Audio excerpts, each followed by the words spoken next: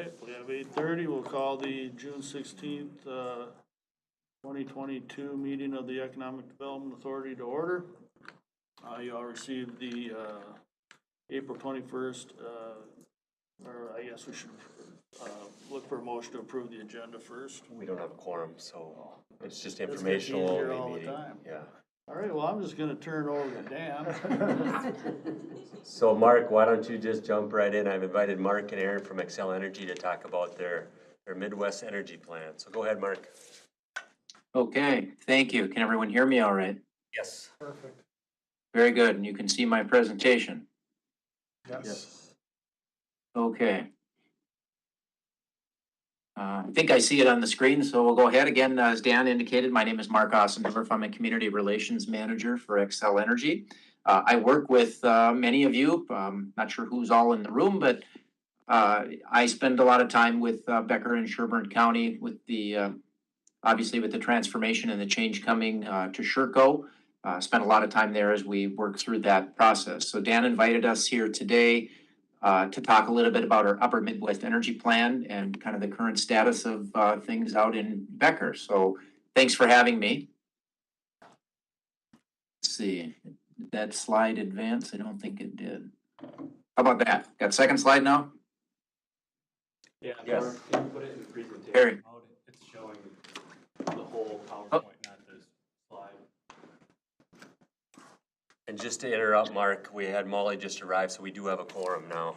Let's see, Felix. Okay. What do you want me to back up and start over? No, we'll let Mark go and then we'll go into this.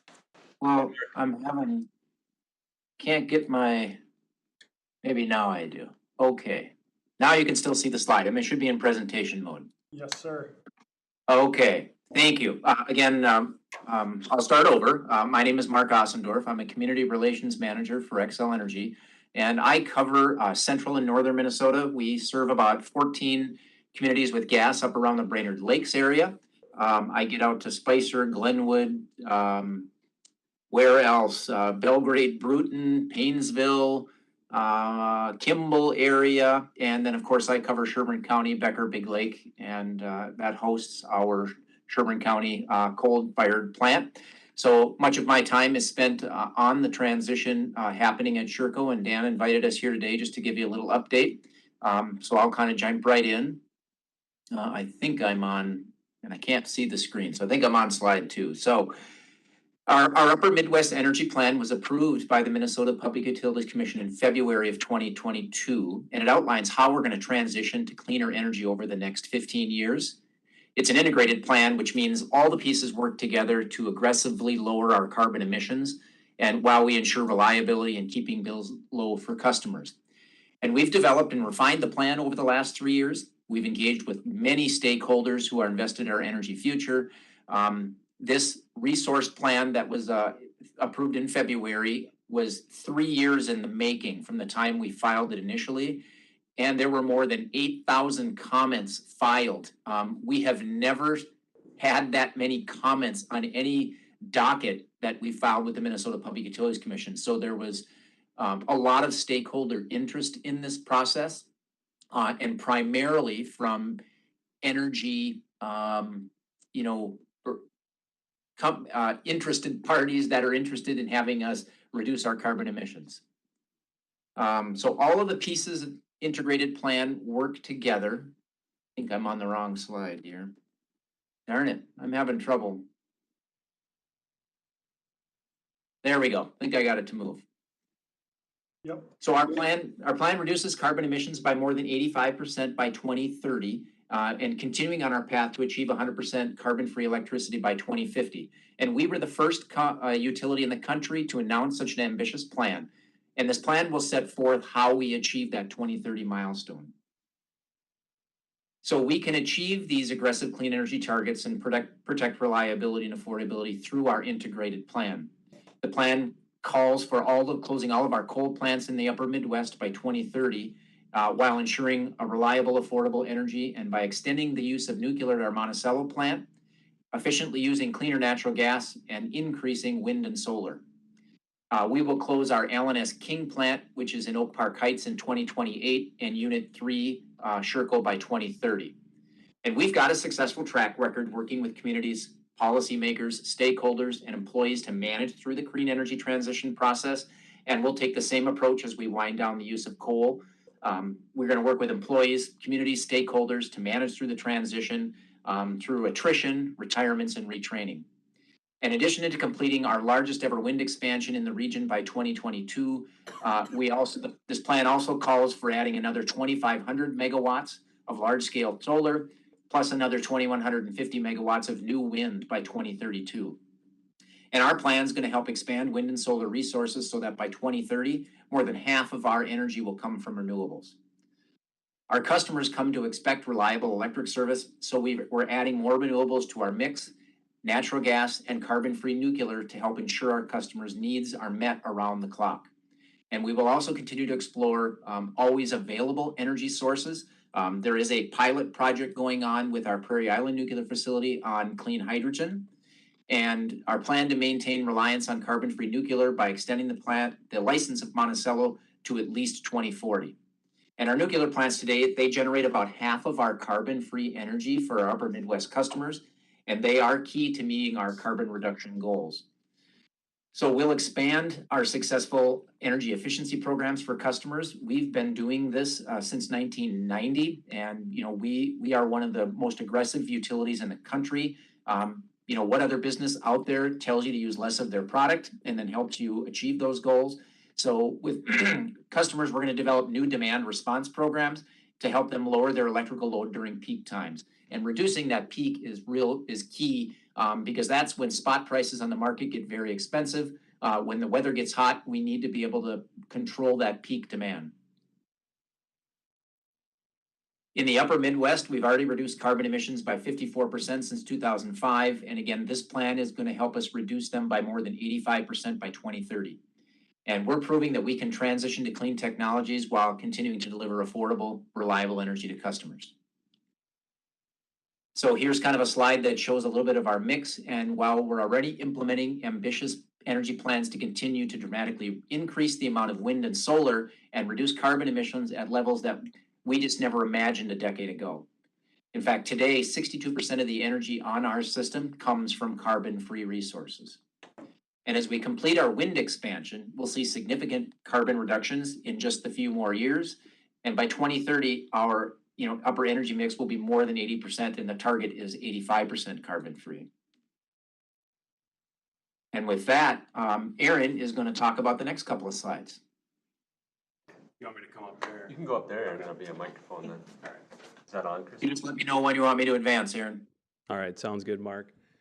So we'll talk about a couple things a little bit closer to home here. So this is a view, the slide or the image on the left is the Becker Comprehensive Plan update. And it's showing their comprehensive plan with an overlay of some of our buffer property and the parcels that we've been marketing for economic development. So I don't know if there's much more detail than that we can share about who we've been talking to or who we work with, but just to give you an idea of the size, it's about 1,300 acres of property that we're actively marketing. And for these two, if there are questions, I mean, there are a lot of images on there or a lot of words, but if there's interest in certain things, feel free to reach out to Mark or myself. You can advance it, Mark, sorry. So some other things, I mentioned the acreage, some of it's our owned property, other stuff is privately held property in the area. Things that we're specifically doing for that is we've got a master planning effort with HDR and the city of Becker underway. Actually in May, we just completed our kickoff planning session. So looking at what's the right mix with the market intelligence from the area of extremely large parcels versus medium-sized parcels versus small parcels. How do you lay out the roads, the sewer, the water to help support that economic development and having a large plan for the whole area, not doing things piecemeal. The other thing is that the AUAR, Alternate Urban Area-Wide Review. This is kind of an advanced environmental impact study of the area.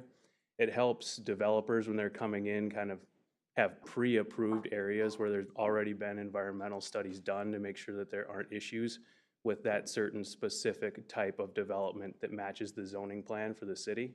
And it's a living document that gets updated and refreshed, I believe, every 4 or 5 years. So you create the initial plan, and then the city owns it, manages it, and maintains it as development continues over time. Next slide, Mark. And then finally, the Sherco Solar Project. So we've been working on this for a few years now. We're approaching kind of final commission hearings on the site and route permit. So we've got the adjusted map up there. We did work with the city to remove approximately 246 acres from what was in the site plan for supporting economic development in the area. And I don't know if we've got a cursor to show where those specific areas are, but it's right there.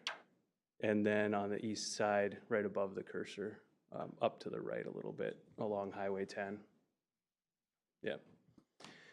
So that's the footprint if people haven't seen it before or haven't been participating in those dockets. So you can see the coal plant kind of in the middle, and then on the east and west sides, the solar arrays. And then the green and the blue are the outlines of the route for the transmission lines to bring the energy back to the existing Sherco substation.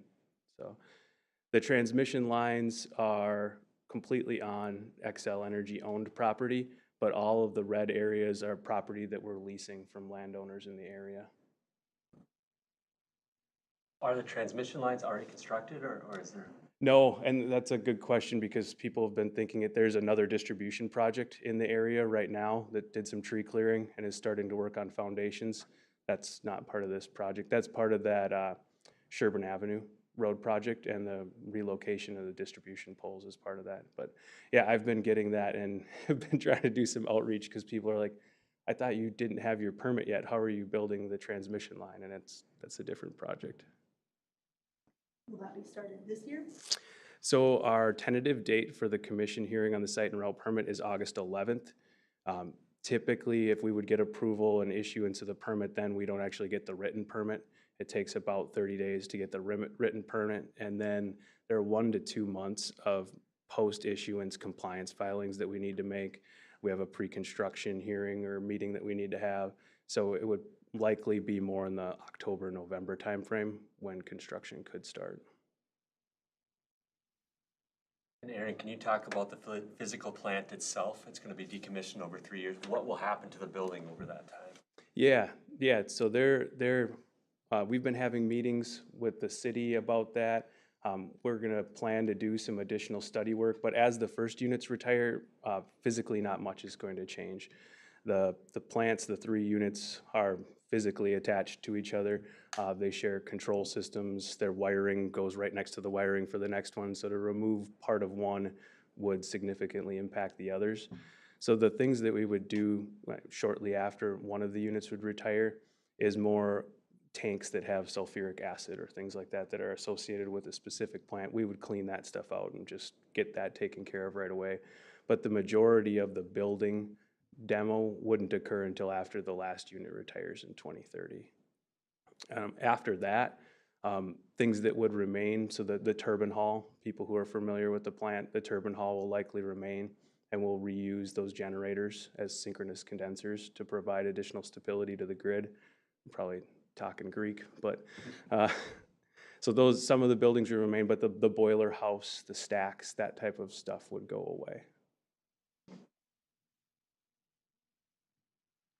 The landfills, ponds would be capped and closed and remain there. I assume the rail would remain there. Yeah, and I know I didn't have a map of what we're studying for the AUAR, but it very closely matches what was in that master planning map. As we would retire more of the coal facility, we would look at economic development for the coal yard area as well. I know BNSF is interested in that it's already a very, very attractive rail-served location.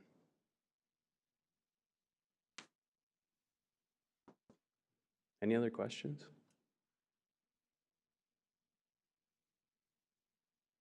Thank you. Thanks, everyone. Thanks, Mark.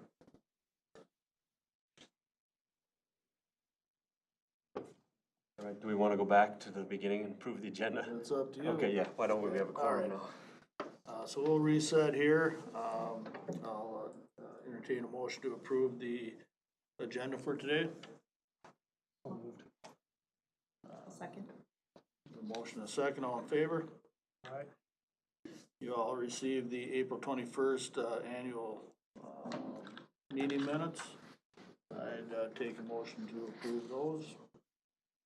Moved. A motion, second? Second. Second, all in favor? Aye.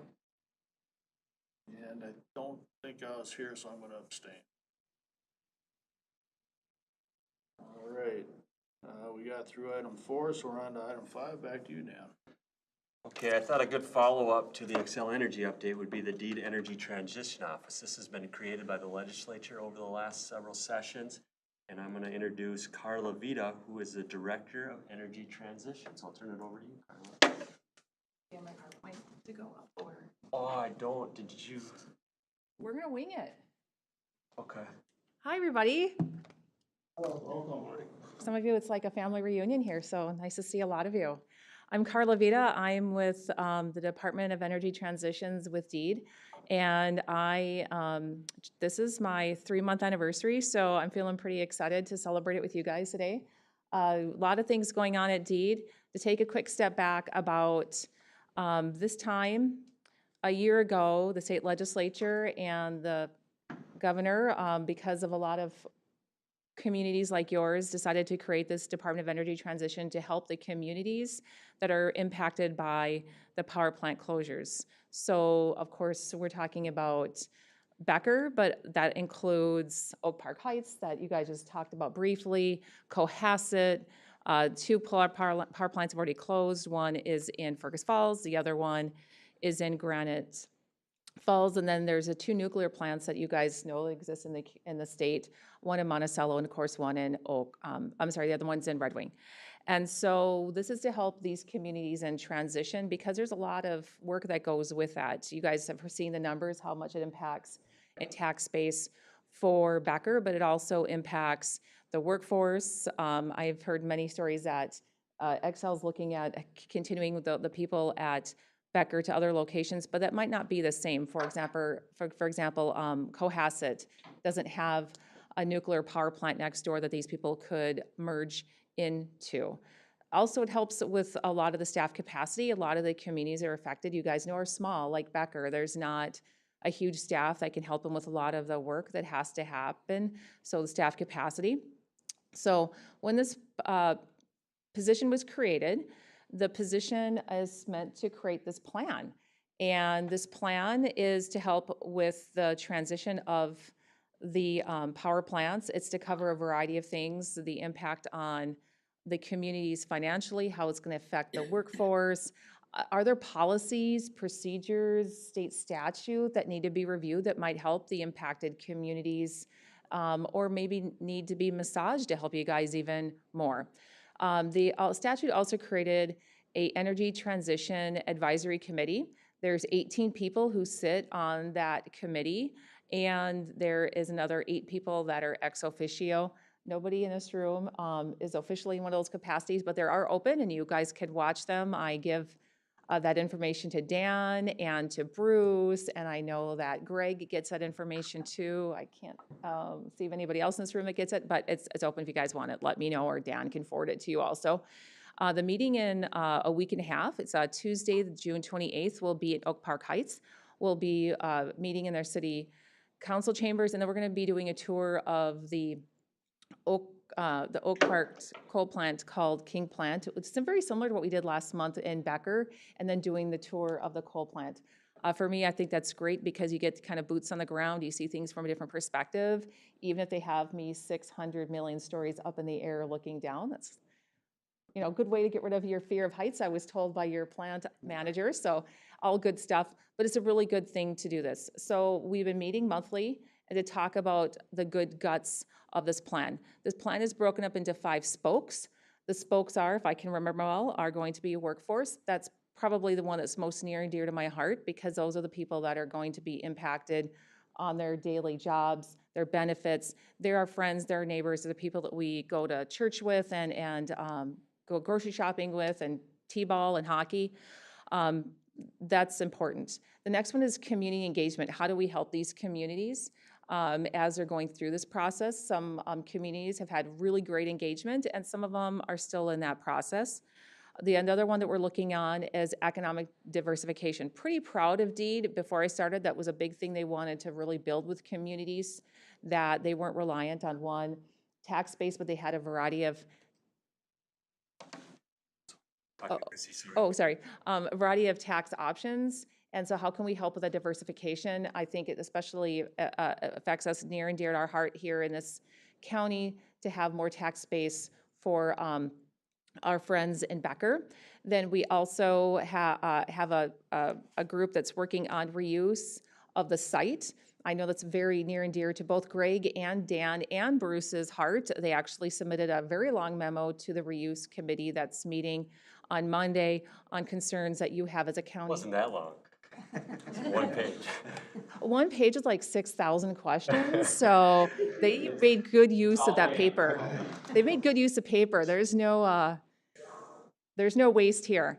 But we appreciate that because those are questions that we need to be exploring as a committee. And there's another one, and because I was chatting, I lost track. There's another one, but they're all really, really, really important, and they're all about dealing with your community. And I'm from local government. I think a lot of you know from my background, and I really think having the voice of your community is important. Your voice of your county is important, so that's why I'm inviting you and having information out there. So once this plan is done, I will tell you guys, for those of you who haven't heard kind of the word on the street, the plan per statute was supposed to have this baby done by July 1st. It isn't going to happen. I've only been in this job for 3 months. I have a lot to learn, but the executive committee really wants to get this done in October, and we are working long and hard to get it done in October. That means October of this year. You guys probably think, wow, that's like 4 months. We're trick-or-treating in 4 months. Yeah, we are. But that's our goal. We're going to work long and hard to try to get that done. The reason why is we have a power plant that's closing pretty quickly in your community, and that was a priority. We also have one in Cohasset. We also have 2 impacted communities of Granite Falls, Fergus Falls, and we want to make sure that people are at the legislature lobbying for the needs that you guys might need to help you guys through this transition. For that, some of the things are, what are some economic development efforts, what some things that might help your workforce, help your communities, and so forth. So then when the plan's done, you guys are like, well, what's Carla going to do after October? Is she going to go golfing every day? No, because I don't golf, but we're going to then be implementing that plan as much as we can, gardening more information. I'm gathering information throughout the United States. Some of you guys are aware of that to see what are some best practices of the other cities and counties that are being impacted. How can we use that information to help you guys out? I'm not about recreating the wheel. I think that's poor government. So what can we see that's happening? One of the things some of you guys in this room are aware of is that Pennsylvania has these playbooks that go into very deep depth conversation of every single property that's being closed in Pennsylvania. And if you have been reading the Post-Gazette that came, that's out of Pennsylvania yesterday, of the 4 playbooks that are out in Pennsylvania, 3 of those properties are in redevelopment, which is a good sign. I've been giving it out to the people on our end to see. I'd like to make sure that if you're going to invest in something, that there's some outcome that comes out of that investment, because at the end of the day, those taxes are all of ours in this room and our kids. So I don't have a PowerPoint, so I probably went off script a lot, but if you have any questions, I'm here for you. I really commend Dan, Greg, Bruce. They've been attending. They've been giving me lots of great information. Mr. Dolan has been great to advise me. So you have a lot of great people who are helping me. But if you have any questions, let me know. Otherwise, have a great day. Thanks, Dan, for having me. Thanks, Carla. Chrissy, I just sent you an email. There's a PowerPoint attached. Can you bring that up? It's not yours, Carla. I did look for it. I couldn't find it. Well, if that's the worst problem we have, we're pretty lucky, Dan. There's a couple slides on this I want to show you, just Okay. demonstrate the impact that Sherco has on our community. Takes a bit because I haven't been on here since I updated. Okay. Mr. Chair, you all right if we go to the next item and we'll come back to this? We'll come back to this. I just want to update everybody that we did hire an economic development coordinator. She starts on Monday, the 20th, so this upcoming Monday. And one of her first tasks will be to update our economic development strategic plan. That was actually last done in 2018 and went through 2020. Obviously, COVID hit, which kind of slowed down our redoing of that. But that will be one of her first tasks, to work with this group to find out what its role is, how we can move forward, and then how we can get involved with the community and expand what we're doing. So I just wanted to update you on that. She will be here in the July meeting, so I'll introduce her to everybody. But I'm really excited to get her on board. I think we're going to expand what we've been doing with economic development. It's something I do when time allows, but to have a full-time person will be very beneficial. I'll be attached. That's worked well.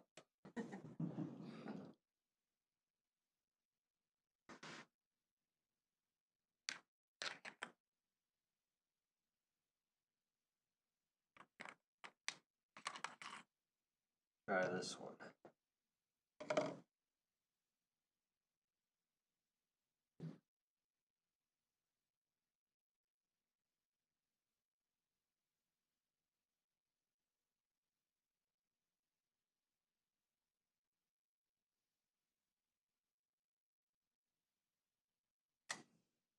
It's a large file, so it probably takes a little while.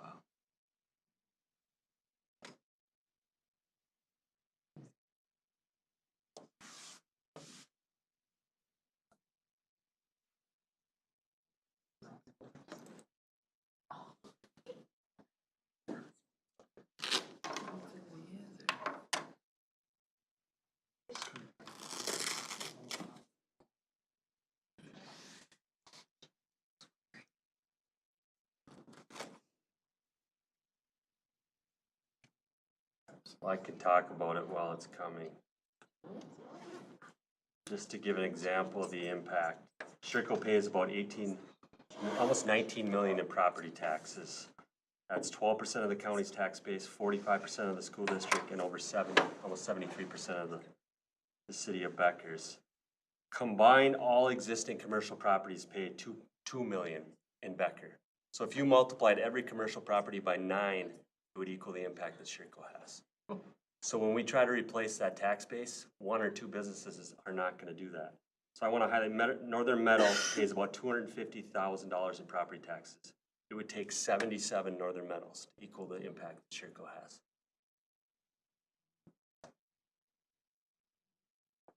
Still no luck, Chrissy? Yeah, I can. They had, at its normal staffing levels, they had about 300 employees at the coal plant, and the average salaries, according to the U.S. Bureau of Labor Statistics, is about $95,000 per salary, or per person. So you can see the amount of lost income we're losing in the area as well. And I will send that out. I apologize for not having that ready. And that's all I really had on the agenda today. All right. Any questions, comments before we call to adjourn? All right, I'll take that motion. So moved. Moved by Tim, Second. second, all in favor? Aye. And there it is. Yeah. Got that done in the nick of time. Just, Chris, just bring up that one slide. It's like page 15.